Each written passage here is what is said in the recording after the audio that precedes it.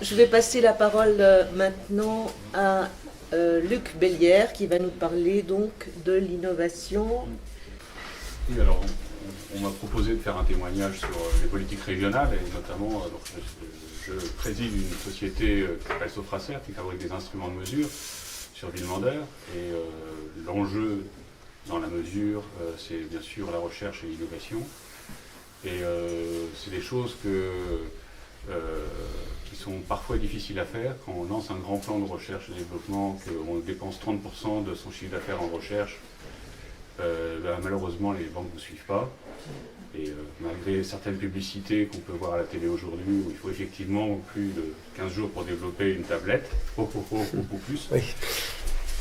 eh bien, j'ose le dire là, je pense que sans une politique régionale forte et celle auquel j'ai eu accès, je n'aurais pas pu faire le plan d'innovation que j'ai pu avoir ces dernières années. Et au final, je suis après des années difficiles et des vaches maigres pendant 5 ans, je suis en train de remporter des contrats qui vont assurer une pérennité, qui vont me permettre d'embaucher. Et ça, c'est quand même grâce à ces soutiens ces dernières années de la région Centre. Donc, j'étais venu ici pour témoigner de ça.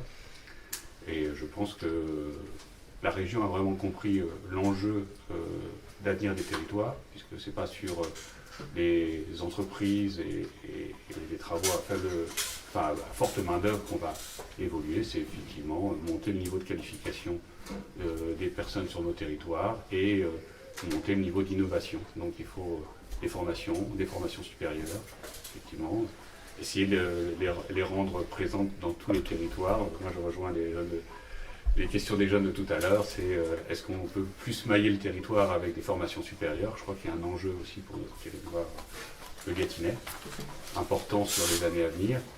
Et puis voilà. Après, au-delà de ça, la région a aussi un autre type d'action qui m'est apparu aussi très bien, c'est de renforcer et de forcer justement les territoires comme l'agglomération de Montargis et le Gâtinais à monter des conseils de développement, puisque ces conseils de développement sont des vraies caisses de résonance de la démocratie locale. Et pour dire, l'agglomération a fait son agenda 21 il y a quelques années, et les propositions issues du conseil de développement ont constitué, je crois, les 3/4 du plan d'agenda 21. Donc voilà, c'est deux politiques fortes de la région sur lesquelles moi j'ai pu constater du bénéfice, quoi. Donc peut-être je vais réagir sur le dernier point de votre témoignage qui est extrêmement intéressant sur l'ensemble des points, mais sur les conseils de développement, parce que voilà, moi je suis plus particulièrement en charge de la question de la démocratie. Donc forcément les conseils de développement, vous l'avez dit, c'est un instrument de la démocratie à l'échelle locale, c'est une représentation de la société civile. Moi je crois qu'on peut aller... alors la loi NOTRe là, qui vient d'être votée renforce la place et le rôle de ces conseils de développement, et je crois qu'on peut aller un peu plus loin. C'est-à-dire que je crois que la région aussi pourrait les saisir sur des sujets. C'est-à-dire que le syndicat de pays souvent saisit le conseil de développement ou le conseil d'agglomération, mais je crois que nous, la région aussi, sur un certain nombre de sujets, par exemple sur le sujet qu'on est en train de travailler aujourd'hui, la question du progrès démocratique, comment on peut faire mieux, comment on peut faire vivre de la démocratie dans les territoires, moi il me semble tout à fait possible d'associer les conseils de développement. Et une des pistes voilà, dans l'année d'expérimentation qu'on a lancée, c'est de réunir l'ensemble des conseils de développement à Orléans ou ailleurs d'ailleurs, et d'avoir cet échange-là. Comment on renforce le rôle des conseils de développement? Ça ne marche pas partout. Il y a des endroits où ils ont une vraie vie, où ils ont une vraie autonomie, où les élus ont fait le choix de dire on n'y siège pas. Voilà, c'est un lieu de la société civile. Il y a d'autres endroits où c'est plus encadré, et du coup où l'énergie citoyenne trouve un peu plus de mal à s'exprimer. Il y a d'autres endroits où il n'y en a pas, où ça s'est complètement arrêté.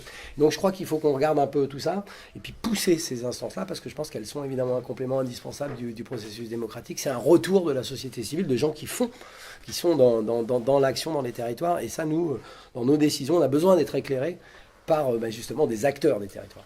Il y a une nouvelle structure qui est montée maintenant, ce sont les conseils citoyens. Oui. Donc j'ai beaucoup poussé pour que les conseils citoyens entrent au conseil de développement. Mais oui, bien sûr. Je suis heureux qu'ils le fassent maintenant. D'ailleurs, c'est un peu aussi alors avec la présence. Je pense par contre en même temps, pour vous parler des conseils de citoyens, je pense que c'est extrêmement intéressant, mais à certains endroits, existaient déjà des conseils de quartier. Donc on a remis des conseils de citoyens.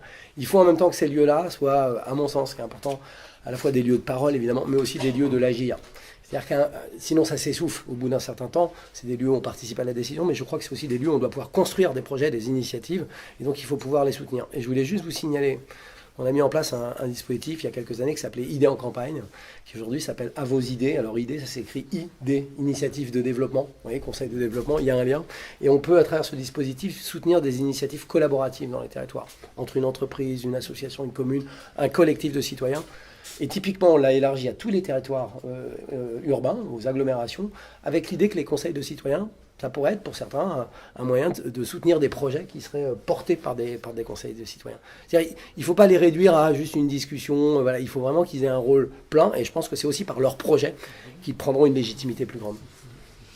Un point peut-être par rapport au domaine de l'innovation qui a été l'une des questions, pour dire que c'est important d'entendre qu'un responsable d'une entreprise très mobilisé sur les avancées technologiques parvient à bien se saisir des appels à projets innovation, des sommes considérables.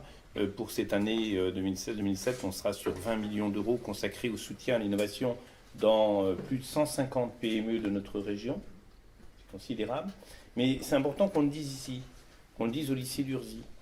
Parce qu'on le dit devant des jeunes, devant des lycéens qui mesurent bien, quand on dit l'industrie c'est fini dans les pays développés, que c'est totalement faux. L'industrie avancée qui mobilise des chercheurs, qui mobilise des ingénieurs, des techniciens supérieurs, des créateurs, cette industrie-là, elle a à l'échelle d'un pays comme l'autre et d'une région comme la région Centre-Val de Loire, qui est une terre d'industrie, elle a vraiment un grand avenir. Et les métiers de l'industrie aujourd'hui, Luc Bellière l'illustre merveilleusement dans son activité, dans son entreprise, sont des métiers de la création. On invente demain, ce n'est pas des métiers d'exécution au sens où on l'entendait par le passé.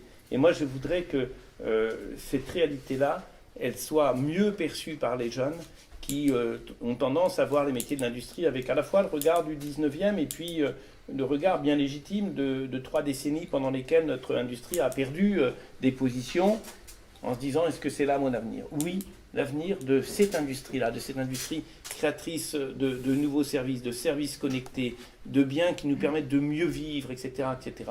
Cette industrie soutenue par les collectivités, portée par de l'imaginaire, de la créativité et un grand support scientifique et technique, elle est vraiment au cœur de nos vies, moi j'en suis persuadé, donc merci de l'illustrer.